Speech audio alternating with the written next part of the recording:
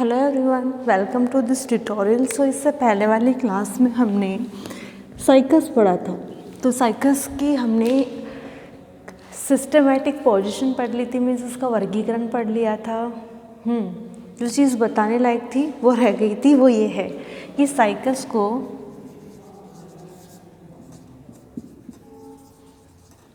सैगोपाम भी कहते हैं।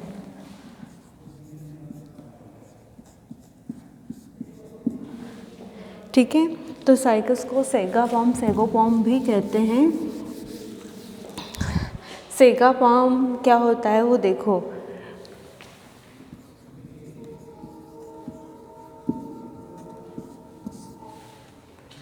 इस प्लांट्स के यूज़ से या इस प्लांट के द्वारा साबूदाना भी बनाए जाते हैं, तो इसे सैगोपाम भी कहते हैं। ठीक है, सो ये तो हुई बेसिक सी बात। हमने क्या पढ़ लिया था इससे पहले वाली क्लास में?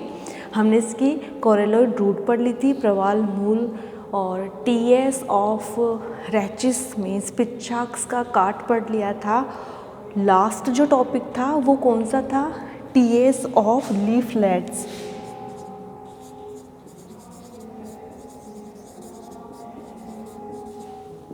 या पर्णक का काट। ठीक है, ये हमने पढ़ा था पर्णक का काट या टीएस ऑफ लीफलेट। तो टीएस ऑफ लीफलेट तो मैंने रैचिस पे बता दिया और लीफलेट पे बता दिया कि एक्चुअल में ये कैसे स्ट्रक्चर होती है और किस तरह से इनका अरेंजमेंट होता है। जो जानने वाली चीज़ है वो ये है कि जब हम इस लीफलेट का टीएस लेते हैं तो हमने कौन कौन से जोन देखे थे? फर्स्ट देखा था हमने एपिडर्मिस, सेकंड देखा था हमने हाइपोडर्मिस, थर्ड हमने देखा था मेसोफिल, फोर्थ हमने देखा था transfusion tissues, and last and least हमने इसमें स्टील देखा था। तो जनरली हमने उस पर बात कर ली थी, लेकिन एक सुपरफिशियल तरीके से मैं एक बार और बता देती हूँ। ये देखो, जो लीफलेट का टीएस होता है इसमें आउटर मोस्ट लेयर एपिडर्मिस होती है जो यूनिलेयर्ड होती है, और उस पर स्टोमेटा निचली सतह पे ज़्यादा पाए जाते हैं। इस कारण उस कंडीशन को हमने क्या कहा था? हाइपोस्टोमेटिक लीफ कहा था। तो उस लीफलेट को हमने हाइपोस्टोमेटिक क्यों कहा? क्योंकि उसकी जो नीचे की सरफेस थे उस पर स्टोमेटा ज़्यादा थे या उस पर ही प्रेजेंट थे। देन इस पर थिक क्यूटिकल का जमाव होता है। ये हमने ओवरऑल बात कर ली थी उसकी एपिडर्मिस के बारे में। तो हाइपोस्टोमेटिक लीफलेट कब होगा? जब उसकी लोअर एपिडर्मिस पे स्टोमेटा अधिक पाए जाएंगे। तो ये जनरली ग्रीन कलर्ड होते हैं। देन एपिडर्मिस के ठीक नीचे पाया जाने वाला जोन या क्षेत्र या लेयर हाइपोडर्मिस होती है। ये जो हाइपोडर्मिस होती है वो स्क्लेरेनकाइमेटस टिश्यूज़ से या फिर दर्दोतकों से मिलकर बनी हुई संरचना होती है। दर्दोतक क्या होते हैं? एक्चुअल में ये टिश्यूज़ का मॉडिफिकेशन ही होते हैं। जनरली ये होते तो टिश्यूज़ ही हैं, लेकिन इनके बाहर जो स्थूलित पदार्थ होते हैं जैसे कि लिग्निन, सुबेरिन, कैल्शियम पैक्टेट आदि का जमाव हो जाता है। तो ये जो संरचनाएं होती है वो दर्दों तक में चेंज हो जाती है जो नॉर्मल टिश्यूज़ होते हैं। सो इसके हाइपोडर्मिस स्क्लेरेनकाइमेटस टिश्यूज़ से मिलकर बनी हुई संरचना होती है, और जहाँ पर स्टोमेटा प्रेजेंट होते हैं उस रीजन में ये स्क्लेरेनकाइमेटस टिश्यूज़ एब्सेंट होते हैं। ये चीज़ आप ध्यान रखना कि जहाँ पे स्टोमेटा पाए जाएंगे वहाँ पे ये स्क्लेरेनकाइमेटस टिश्यूज़ अनुपस्थित रहेंगे। ठीक है, स्टोमेटा वाली जगह पे ये हाइपोडर्मिस में ये टिश्यूज़ नहीं रहेंगे।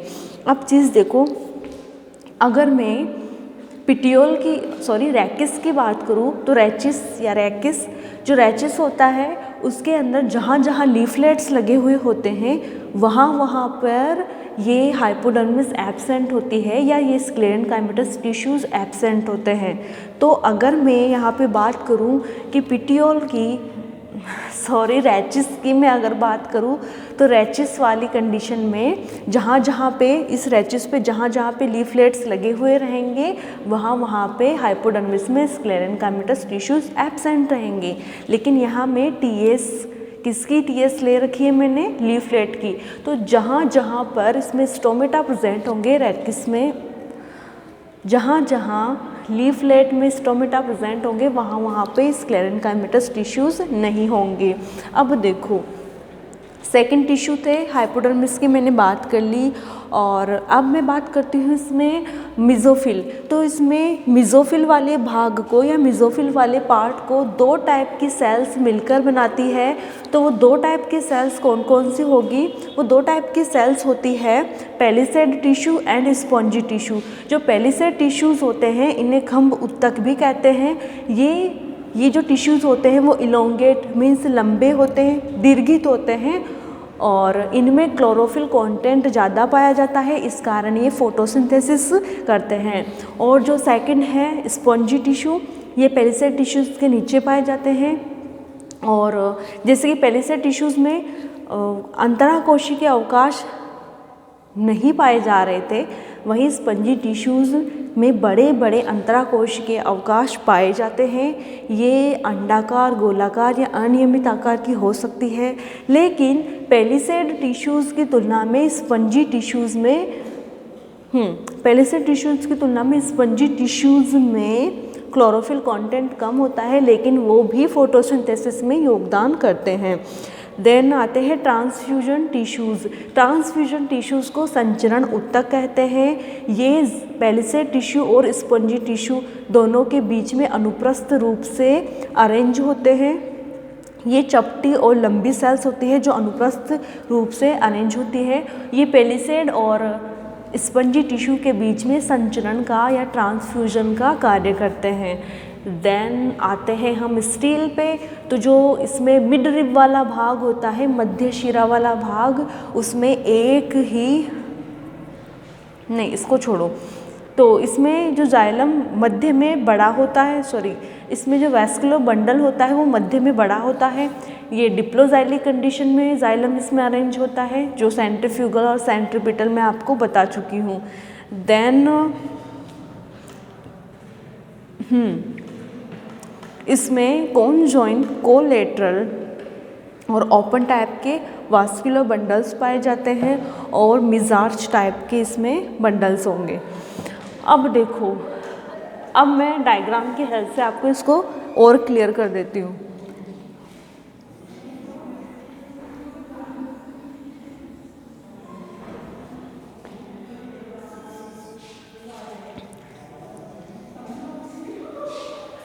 So as you can see, this part is epidermis.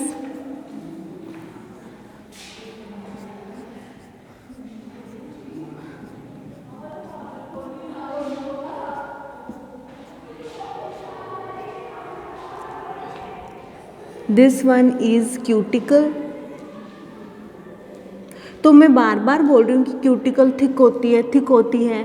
तो मैंने जब इनके जनरल कैरेक्टरिस्टिक्स पढ़ाए थे तब मैंने आपको बता दिया था कि ये मरुद्भिदीय नेचर के होते हैं, जीरोफिटिक नेचर के होते हैं, इस कारण इनमें थिक क्यूटिकल पाई जाती है।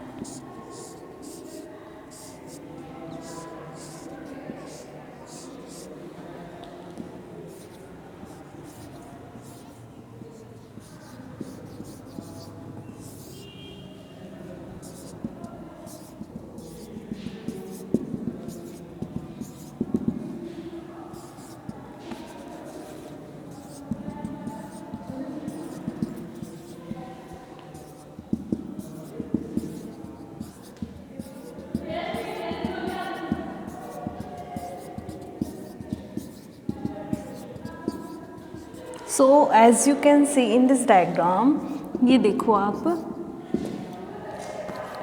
ये है इसका सबसे बाहरी आवरण क्यूटिकल,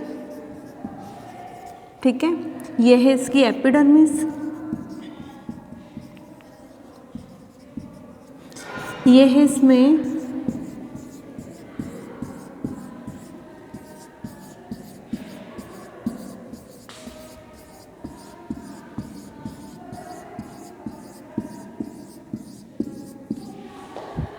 स्क्लेरेनकाइमेटस टिश्यूज,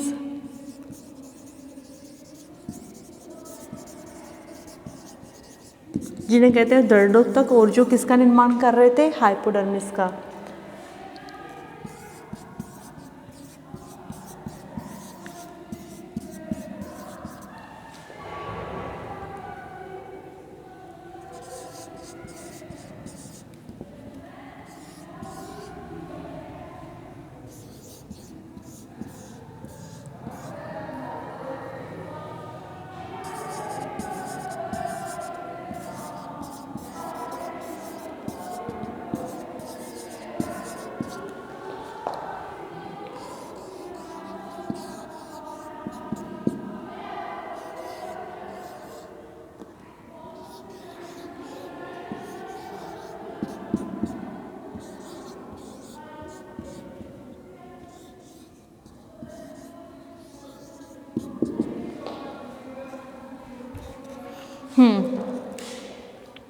तो ये एक लीफलेट का टीएस है।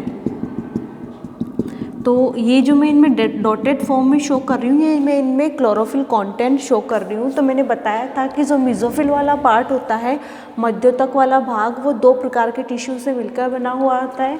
ये देखो, ये है, ये डॉटेड फॉर्म में यहाँ पे मैं क्लोरोफिल कंटेंट शो कर रही हूँ। ये है पेलिसेड टिश्यूज़, ये होते हैं स्पॉन्जी टिश्यूज़।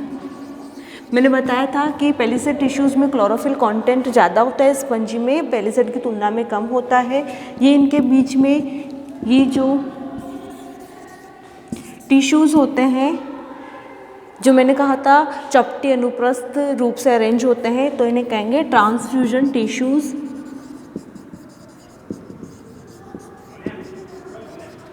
देन ये है इसमें स्टोमेटा। तो मैंने नीचे की तरफ स्टोमेटा शो किए, मीन्स ज़्यादा होते हैं लोअर एपिडर्मिस पे, तो ये एम्फी हाइपोस्टोमेटिक कंडीशन शो कर रहा है। तो ये है यहाँ पे बंडल शीथ, जो वेस्कुलर बंडल को आवृत करने का कार्य करती है। ये इसमें जाइलम है, ये यहाँ पे फ्लोएम है। तो जाइलम डिप्लोजाइलिक होता है, तो सेंट्रीफ्यूगल और सेंट्रीपिटल जाइलम इसमें प्रेजेंट है। तो ये ओवरऑल कंडीशन की अगर मैं बात करूँ तो ये है लीफलेट की टीएस की।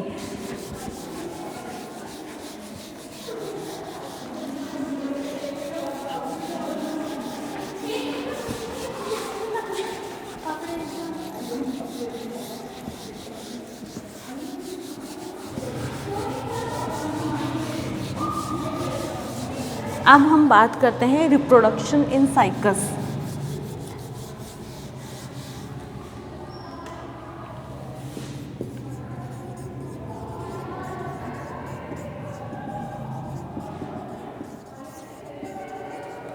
तो मैंने कहा था कि साइकस हेटेरोस्पोरस होता है। इट मीन्स इसमें दो टाइप के स्पोर्स पाए जाएंगे, मेगास्पोर एंड माइक्रोस्पोर। तो जो साइकस का प्लांट होता है वो डायोशियस होता है, एक लिंगाश्री। डायोशियस एक लिंगाश्री मीन्स उसमें एक प्लांट पे एक ही सेक्सुअल ऑर्गन या सेक्स ऑर्गन पाया जाएगा, या तो मेगास्पोरो, या तो उस पर मेगास्पोरोफिल होगी या उस पर माइक्रोस्पोरोफिल होगी। अल्टीमेटली अगर मैं बात करूँ तो है तो ये हेटेरोस्पोरस, मीन्स दोनों प्रकार के स्पोर्स इसमें बनेंगे। लेकिन ये जो प्लांट होता है वो डायोशियस या एक लिंगाश्री होता है।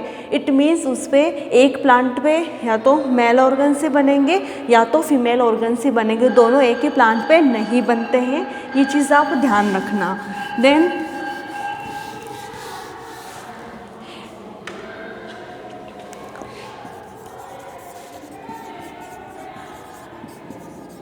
मेगास्पोरोफिल।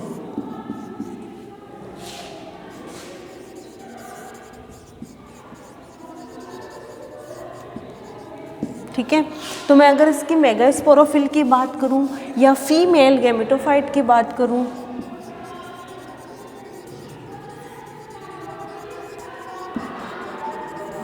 तो देखो कि जो साइकस का मेगास्पोरोफिल होता है, तो मेगास्पोरोफिल मैंने बताया था कि वह लीफ जिसके ऊपर मेगास्पोर्स विकसित होंगे, तो वह लीफ कौन सी होगी, मेगास्पोरोफिल।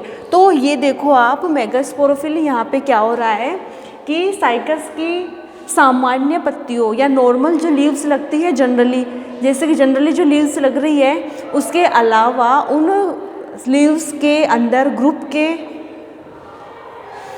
रूप में ये मेगास्पोरोफिल्स लगती है।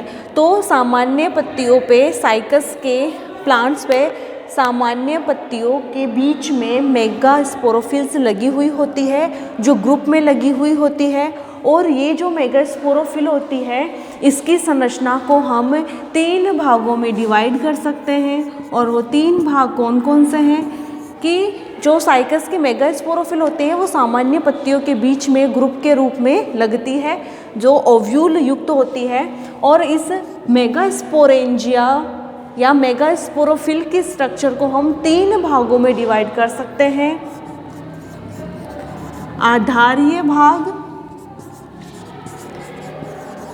मध्य फर्टाइल भाग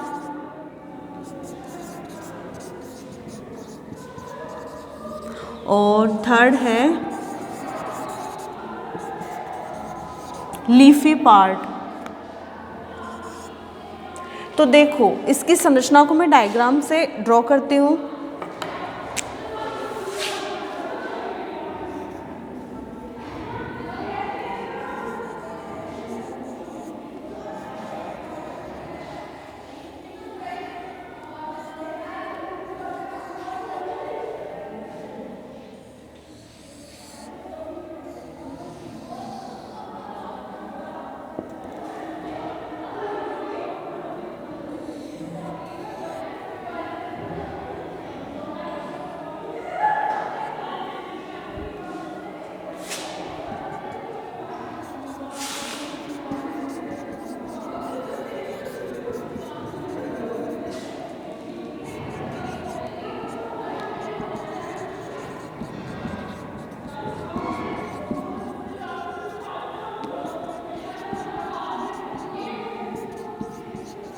तो जनरली मैं मेगास्पोरोफिल की स्ट्रक्चर को 3 भागों में मैंने डिवाइड किया था।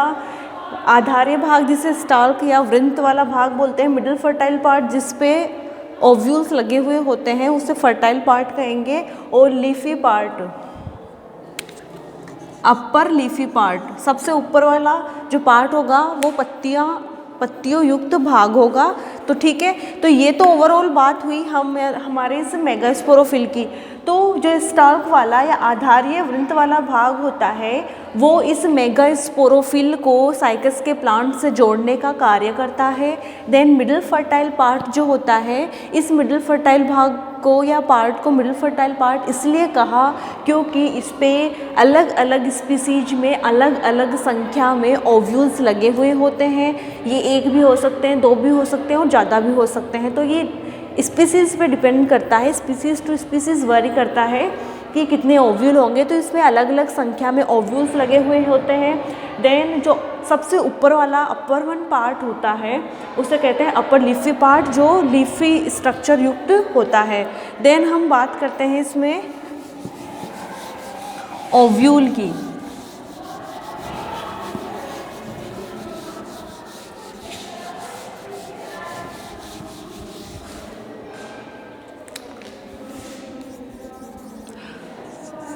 तो आपके एग्ज़ाम में ओव्यूल पे भी क्वेश्चन आता है, शॉर्ट नोट आ सकता है कि right a short note on ovule with labelled diagram. तो ओव्यूल का नामांकित चित्र भी पूछ सकते हैं। हो सकता है कि ओव्यूल पे आपके क्वेश्चन भी दे दे तो आपको उसके बारे में लिखना भी हो।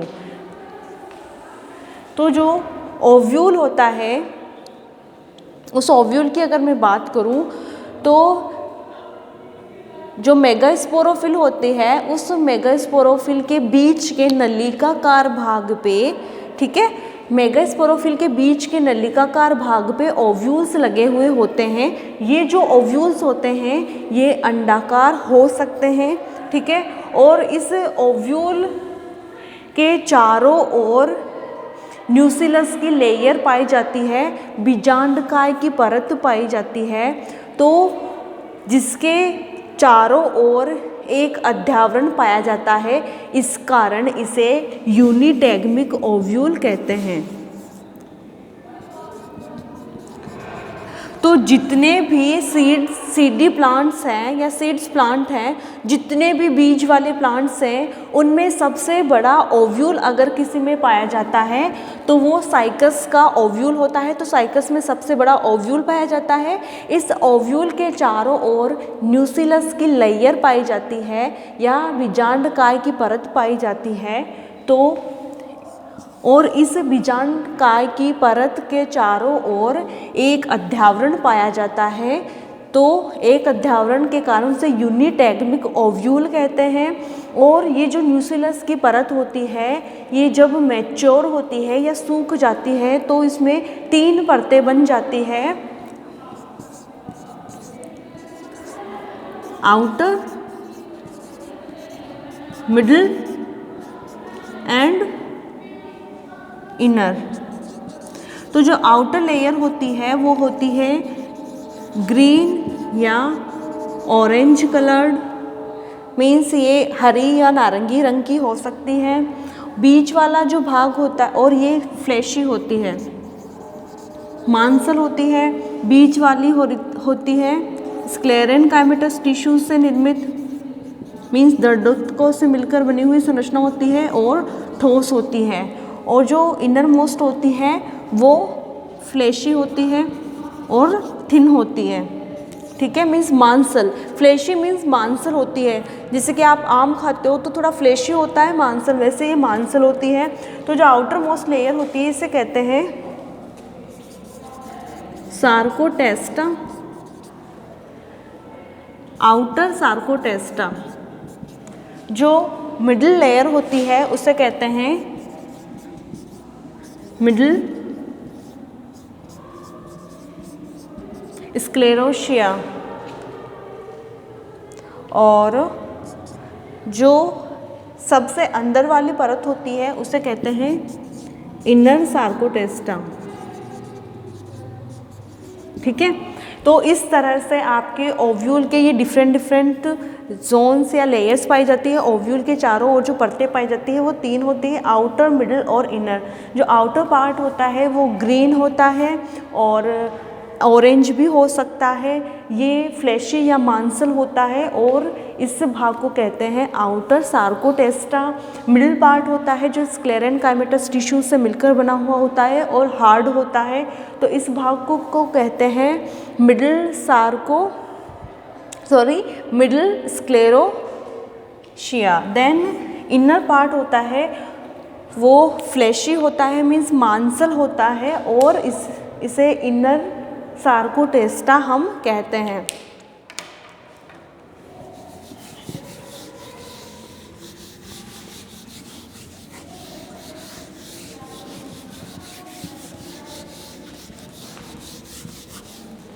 मैं इसका एक डायग्राम ड्रॉ कर देती हूँ यहाँ पे।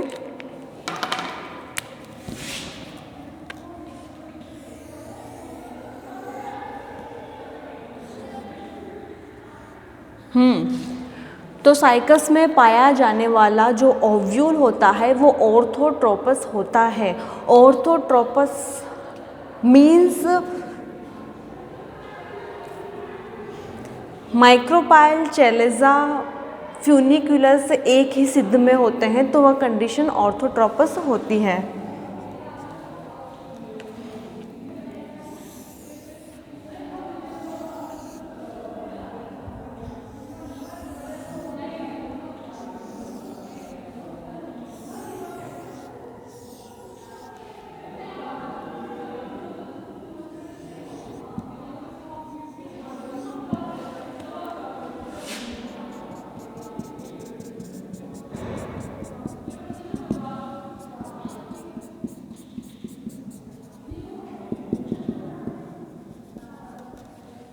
तो देखो आप इसमें